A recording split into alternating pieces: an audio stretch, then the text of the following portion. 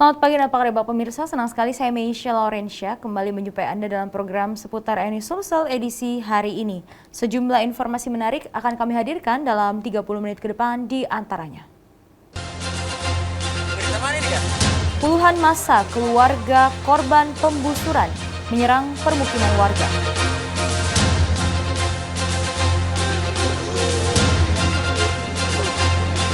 Enam dari belasan pelaku pembusuran ditetapkan sebagai tersangka.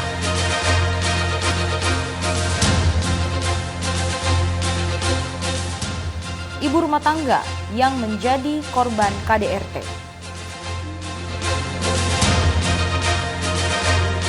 Pemirsa, selain cuplikan informasi utama tadi, sejumlah informasi menarik lainnya siap kami hadirkan pada pagi hari ini untuk Anda. Dan inilah seputar NU Sulsel selengkapnya.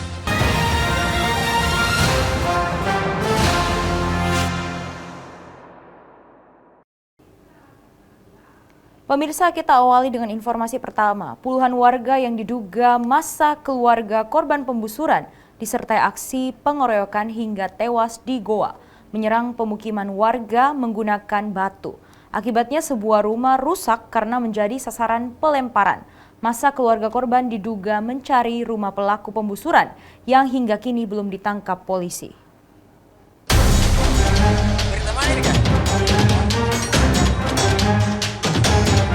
Rumah semi permanen di Dusun Bonto Pakja, Kelurahan Lembang, Kecamatan Barompong, Kabupaten Goa ini menjadi sasaran penyerangan oleh puluhan warga yang diduga dari keluarga Satrian Syah 22 tahun, seorang remaja yang tewas usai digusur dan dikeroyok di lokasi tersebut. Keluarga korban menduga rumah yang diserang ini merupakan rumah salah seorang pelaku pembusuran remaja hingga tewas. Akibat penyerangan yang diduga salah sasaran ini, rumah korban mengalami kerusakan pada bagian depan. Salah seorang warga pun mengalami luka pada tangannya karena berusaha keluar rumah saat terjadi aksi pelemparan. Aparat Polsek Barombong dan unit Sabara Polres Goa yang menerima laporan adanya penyerangan tersebut langsung berjaga di lokasi untuk menghindari penyerangan susulan dari massa keluarga korban. Pemilik rumah mengatakan penyerangan ini salah sasaran karena bukan milik rumah pelaku pembusuran. Dan kemudian ini kejadian, saya tidak tahu apa hubungannya dengan saya, rumah saya. Ya, lagian kan pelakunya itu semua sudah diamankan ke Polsek. Lalu apa hubungannya dengan kita ini? Kejadiannya juga bukan di sini, Pak, tapi di luar. Dan itu papanya rusak rumahnya. Itu banyak batu. Masalah juga itu banyak orang di sini tinggal. Bayangkan satu rumah kecil ini, 4 keluarga di dalam, lebih 10 orang, 13 orang saya. Banyak anak-anak.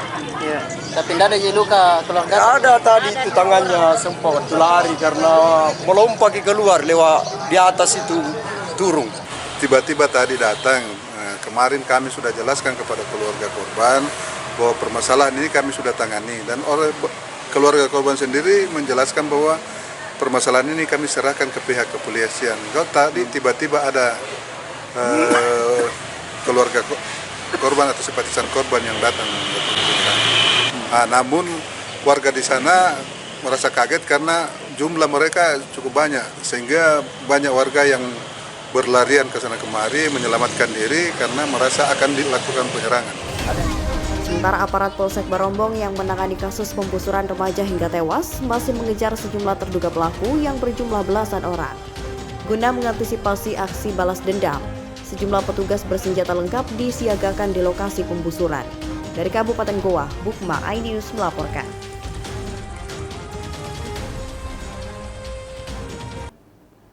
Sementara itu pemirsa, 6 dari belasan pelaku pembusuran disertai pengeroyokan yang menewaskan seorang remaja di Goa ditetapkan sebagai tersangka. Keenam tersangka memiliki peran yang berbeda-beda, mulai dengan melontarkan busur hingga melakukan pemukulan terhadap korban.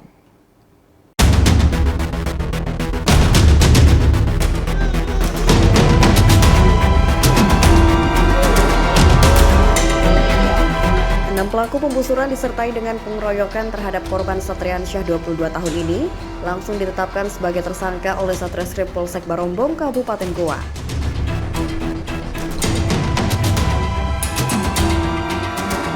6 6 tersangka masing-masing AR 16 tahun, SY 20 tahun, NI 22 tahun, MA 18 tahun, MF 21 tahun, dan MS 18 tahun. Keenam tersangka pun memiliki peran yang berbeda-beda, yakni AR melontarkan 2 anak busur yang mengenai punggung korban. Sedangkan 5 tersangka lain memegang korban dan melakukan pengeroyokan. Pelaku lain yang membusur dada hingga mengenai jantung serta punggung korban kini masih diburu oleh polisi. Peristiwa pembusuran disertai dengan pengeroyokan ini terjadi pada Jumat 16 Agustus 2024 di Dusun Bonto Pakja, Kelurahan Lembang, Kecamatan Barombong, Kabupaten Goa. Korban Satriansyah tewas dengan 4 luka tancapan busur panah di dada kiri dan punggungnya. Hasil olah TKP, polisi menyita 2 buah busur panah, ketapel, serta pakaian korban sebagai barang bukti. Di hadapan polisi, AR, salah satu tersangka pembusuran, mengaku melontarkan busur ke punggung korban sebanyak 2 kali. Berapa kali kan? 2 kali. Bagian mananya kawan? Bagian belakangnya. 2 kali. Yang satu kali kena 1 kali, yang satunya. Yang satunya itu yang busur yang di samping. Siapa? Bukan kali yang ini. Satreskrim Polsek Barombong yang menetapkan 6 tersangka mengatakan, selain 6 tersangka, polisi kini masih memburu tersangka lain. Ironisnya, pengeroyokan dilakukan tersangka hanya karena tidak terima ditatap saat korban membeli bensin eceran. Para tersangka secara bersama-sama melakukan penganiayaan terhadap korban sehingga korban meninggal dunia. Salah satunya tersangka juga melakukan pembusuran terhadap tersangka. Salah satu tersangka yang melakukan pembusuran pada sampai saat ini kami masih lakukan pencarian, masih DPO. Nah, salah satunya juga sudah kami amankan, yaitu lelaki AR yang juga melakukan pembusuran pada bagian belakang. Akibat perbuatannya menghilangkan nyawa orang lain. Keenam tersangka dijerat dengan pasal 338 KUHP serta pasal 351 KUHP dengan ancaman kurungan 7 hingga 15 tahun penjara. Dari Kabupaten Goa, Bukma iNews melaporkan.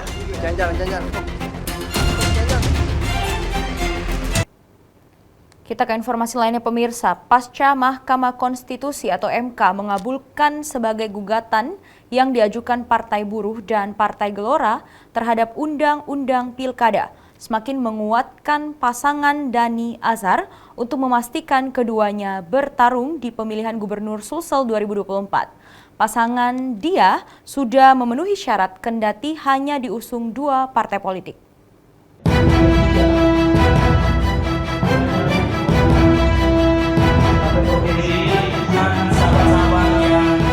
Bakal calon Gubernur Sulawesi Selatan Muhammad Ramdan Pomanto menyambut dengan penuh rasa syukur terhadap putusan tersebut.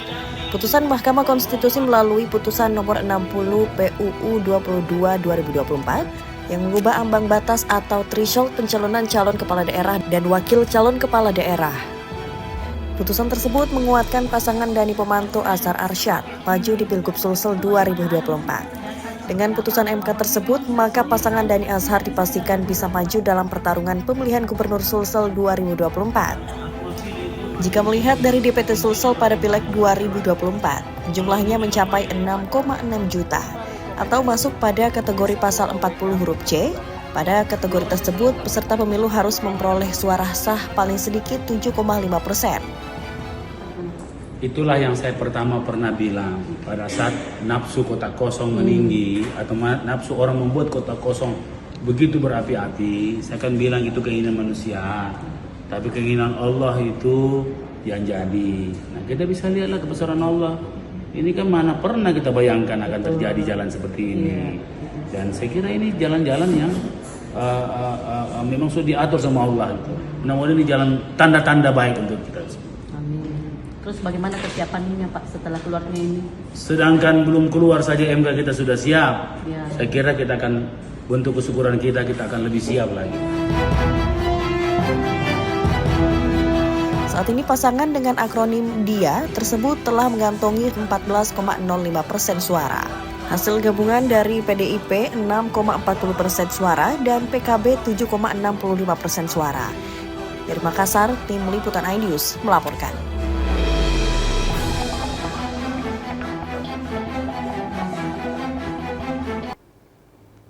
Sementara itu pemirsa, tahapan pemilihan kepala daerah atau pilkada serentak semakin dekat. Komisi Pemilihan Umum Kota Makassar mulai mempersiapkan rumah sakit yang akan menjadi tempat tes kesehatan bagi calon kepala daerah yang bakal maju di Pilwali Kota Makassar.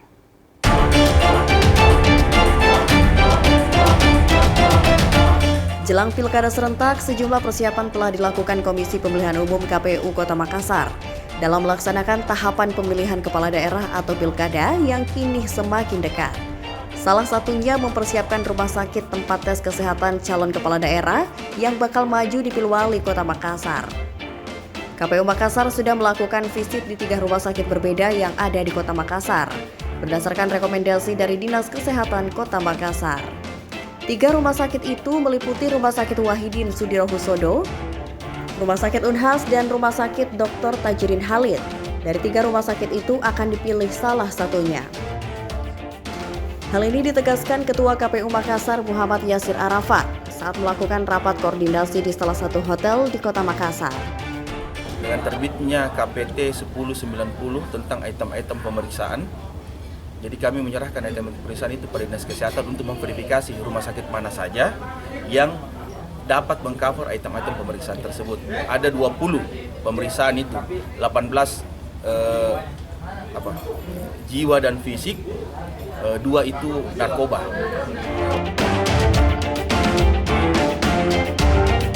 Rumah sakit yang dipilih nantinya harus memenuhi dari segi kriteria yang sudah ditetapkan oleh KPU.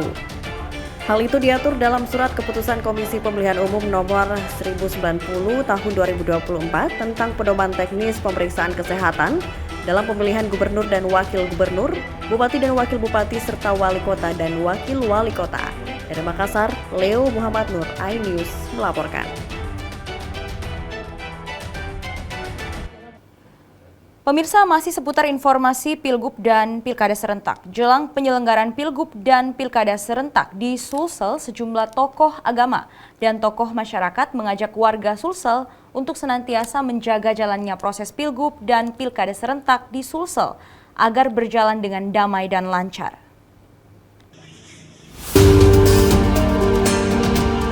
Menyusul pemilihan kepala daerah serentak yang akan digelar pada 27 November mendatang, sejumlah tokoh pemuda, aktivis, mahasiswa, dan buruh merespon tentang pesta demokrasi tersebut.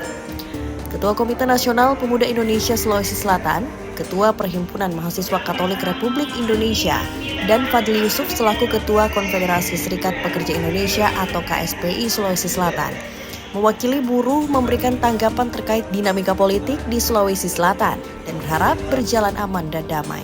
Kepada seluruh pihak terkait, ya untuk bersama-sama mari kita wujudkan Pilkada 2024 di Sulawesi Selatan yang damai. Mari kita menjaga komunikasi yang baik, ya, menghindari provokasi, dan khusus untuk anak muda di Sulawesi Selatan, mari kita menyebar pesan-pesan positif, ya, pesan-pesan perdamaian, ya.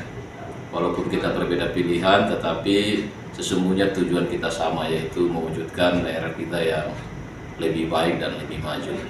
Pemuda berdaya, Sulsel berjaya. Mengajak masyarakat Indonesia, terlebih khususnya masyarakat Sulawesi Selatan, untuk bagaimana kemudian kita sama-sama berkolaborasi menjaga pilkada dan pilgub serentak ini agar tidak terjadi konflik, agar bisa berjalan dengan damai seperti cerminan demokrasi yang seharusnya.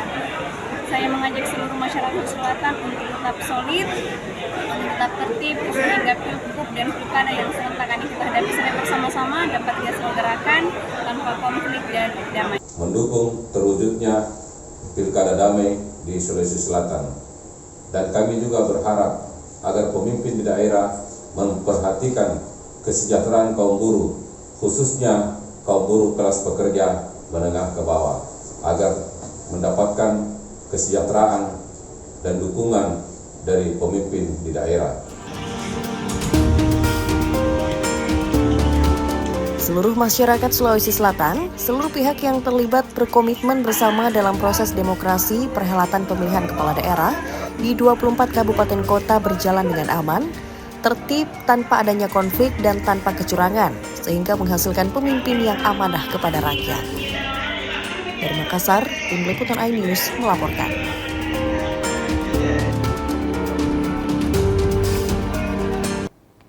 Pemirsa, tetaplah bersama kami karena kami masih akan kembali dengan sejumlah informasi menarik lainnya, di antaranya. Pemulung ditabrak seorang pemotor terekam CCTV akan hadir saat lagi, tetaplah di seputar iNews Sulsel.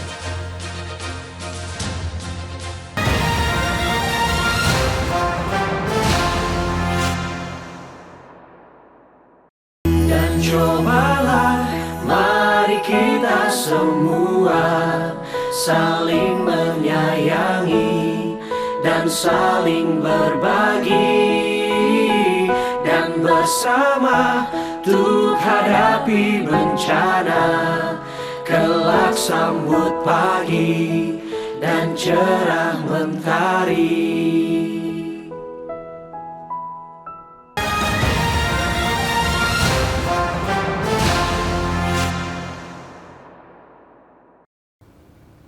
Terima kasih pemirsa, Anda masih bersama kami di seputar iNews Sulsel. Pemirsa, seorang lansia di Kota Makassar ditemukan tewas dalam keadaan membusuk di dalam rumah yang dipenuhi barang-barang bekas dan rongsokan. Korban diduga sudah meninggal sekitar 3 hari lantaran baunya menyengat hingga ke rumah tetangga.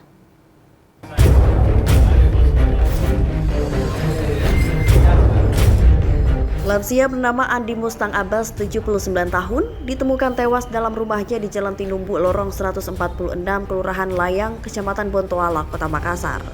Korban pertama kali ditemukan berawal dari kecurigaan warga setempat yang mencium aroma menyengat dari rumah korban.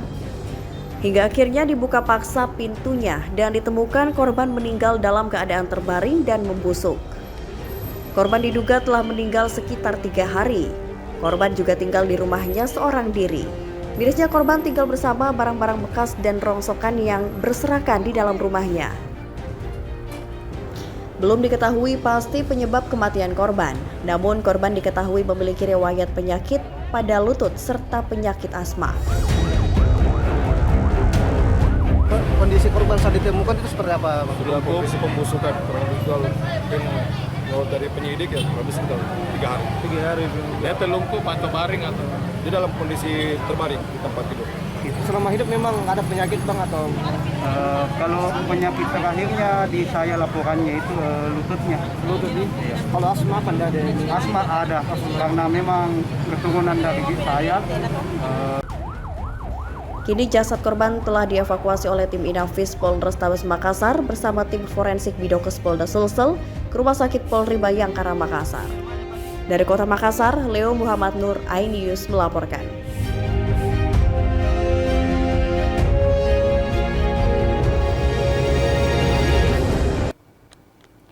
Pemirsa, seorang ibu rumah tangga yang menjadi korban KDRT dengan senjata tajam menjalani perawatan intensif di Rumah Sakit Batara Guru Belopa. Sementara sang suami yang menjadi pelaku berhasil ditangkap Poltabes Makassar dan unit reskrim Polres Luwu saat tengah dalam pelarian di Kota Makassar. Herawati 40 tahun masih menjalani perawatan intensif di Rumah Sakit Batara Guru Belopa setelah mendapatkan sejumlah luka serius usai dianiaya oleh Zainal, 38 tahun. Suaminya sendiri menggunakan benda tumpul dan senjata tajam. Pelaku diduga termakan api cemburu sehingga nekat menganiaya istrinya sendiri secara sadis saat tengah tertidur pulas. Akibat penganiayaan tersebut, korban mendapatkan 9 luka sayatan di sejumlah tubuh. Usai melakukan penganiayaan, pelaku langsung kabur ke Kota Makassar. Tim Reserse Kriminal Polres Luwu dibantu dengan personel Polrestabes Makassar langsung berhasil menciduk pelaku di tempat persembunyiannya tanpa perlawanan. Selain pelaku, polisi juga ikut menyita senjata tajam jenis badik yang dibawa dan digunakan pelaku untuk menganiaya sang istri. Uang tunai milik korban ikut disita beserta motor yang digunakan pelaku untuk melarikan diri. Kalau saat pelaksanaan niat itu Pak, waktu yang ini nggak ada sama niat mau bunuh, nggak ada, cuma melukai. Mau kasih cacat nih Mas, biar tidak berhubungan dengan laki-laki lain, itu Ji. Apa yang buat kamu sangat marah sama dia? Karena waktu kejadian di Morowali ada itu yang paling saya sakit hati. Mengirimkan pesan kepada suaminya dalam aplikasi WhatsApp bahwa tidak usah kamu cari saya lagi, saya tidak mau lagi sama kamu. Nah, dengan adanya SMS atau WhatsApp dikirimkan kepada pelaku ini semakin curiga bahwa istrinya ini selingkuh dengan laki-laki lain, karena menurut pengakuan pelaku bahwa pada saat masih di Morowali sama-sama dia mencurigai istrinya selingkuh dengan laki-laki lain karena sering mendapati chat WhatsApp dengan istrinya ini dengan laki-laki. Untuk mempertanggungjawabkan perbuatannya, pelaku kini mendekam di rumah tahanan Mapolres Luwu dan terancam 12 tahun kurungan penjara. Dari Kabupaten Luwu, Nasruddin Rubak, iNews melaporkan.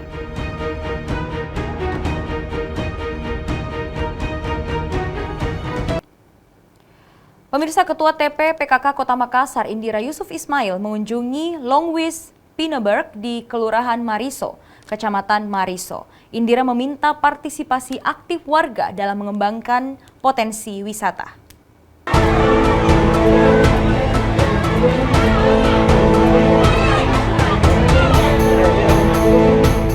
Ketua TP PKK Kota Makassar mengunjungi Longwis Cinta Damai dan Pinneberg.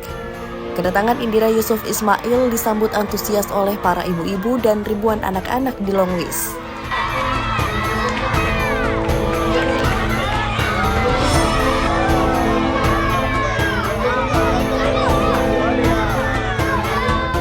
Indira mengajak masyarakat setempat untuk berpartisipasi aktif dalam mengembangkan lorong wisata.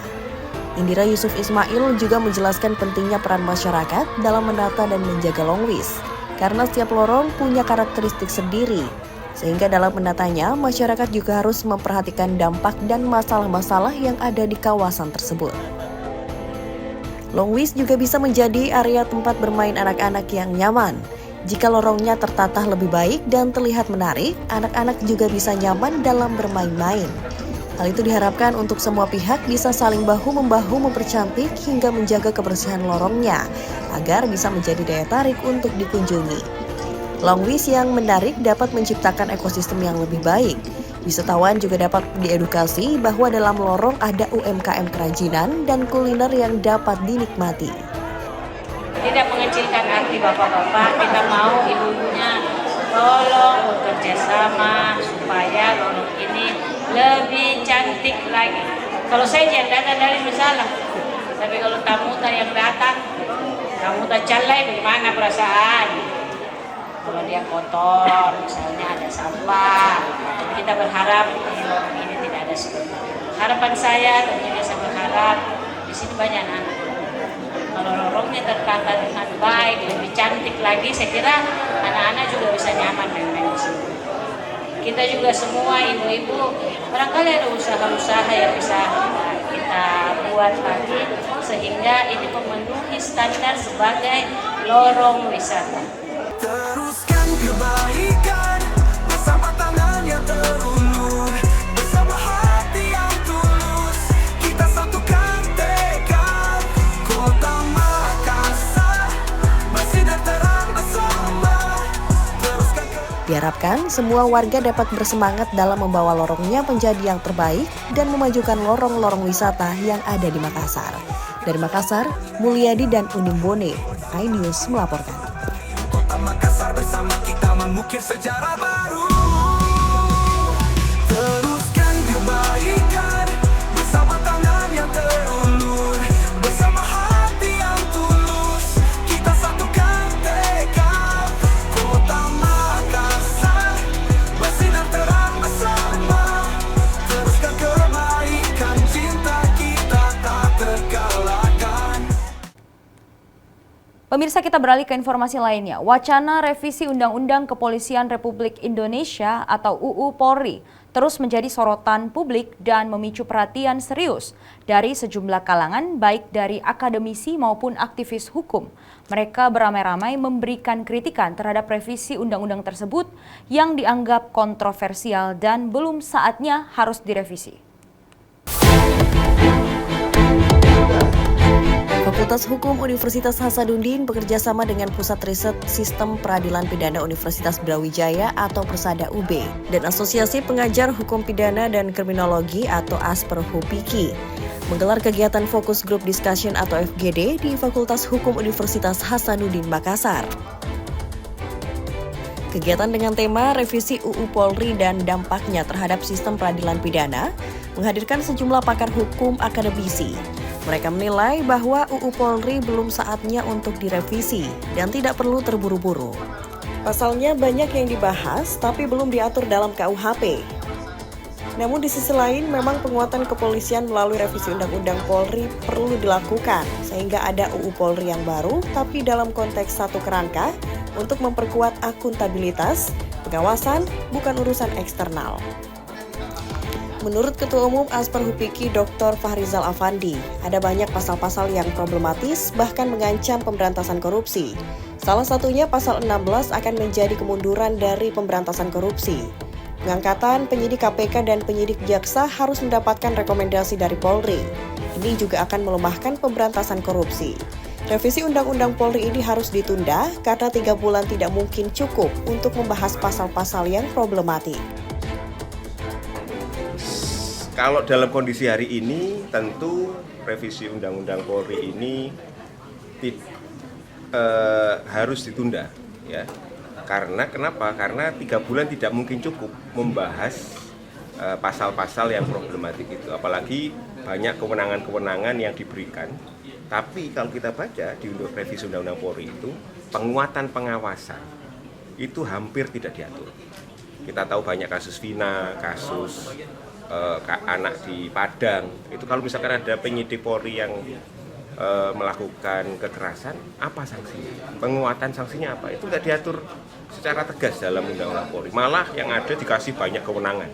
Ya, memang yang menjadi masalah utama kan ada banyak aturan soal hukum acara pidana yang itu lebih pas diatur dalam KUHP atau Kitab Undang-Undang Hukum Acara Pidana atau aturan lain yang itu menjadi landasan dalam penegakan hukum pidana. Nah, sayangnya dalam RUU Polri ini juga mengatur materi substansi tersebut gitu, sehingga itu nggak tepat kalau diatur dalam RUU Polri. Nah, sayangnya walaupun di sisi lain memang penguatan kepolisian melalui revisi UU Polri itu juga perlu dilakukan gitu.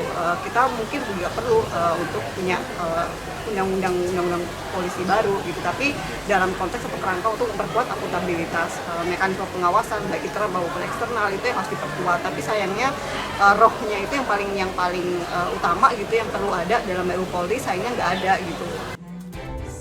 Profesor Hamzah berharap FGD ini dapat memberikan sumbangan pemikiran yang konstruktif dan sesuai dengan hukum acara sehingga menghasilkan aturan hukum yang ideal sebagai pedoman kepolisian yang lebih melindungi, mengayomi, melayani masyarakat serta menegakkan hukum.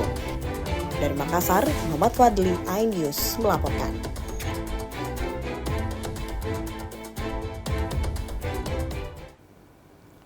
Pemirsa, seorang pemulung ditabrak seorang pemotor di Arifrate, Kelurahan Mangkura, Kecamatan Ujung Pandang, Kota Makassar. Peristiwa tabrak lari tersebut terekam kamera CCTV. Korban pun tergeletak di jalan dan mendapat pertolongan sejumlah warga.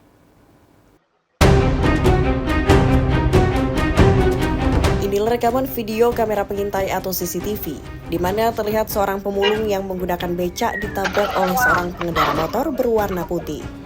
Peristiwa yang terjadi di Jalan Arifrate, Kelurahan Mangkura, Kecamatan Ujung Pandang, Kota Makassar, Sulawesi Selatan, pada Selasa 20 Agustus 2024, sekitar pukul 4:13 dini hari waktu Indonesia Tengah. Pelaku yang menabrak korban sempat terjatuh, namun akhirnya kabur karena takut melihat korban yang terkapar di jalan. Korban yang tergeletak tak berdaya langsung mendapat pertolongan dari warga sekitar.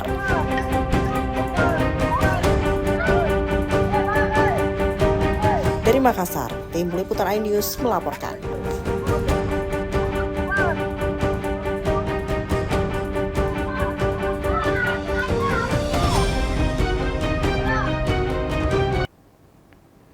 Pemirsa, informasi tadi sekaligus menutup perjumpaan kita dalam program seputar Eni Sulsel edisi hari ini. Selamat menyaksikan program RCTI selanjutnya. Saya Meisha Laurencia dan segenap kru yang bertugas undur diri. Tetap semangat dan salam tetap pada salaman.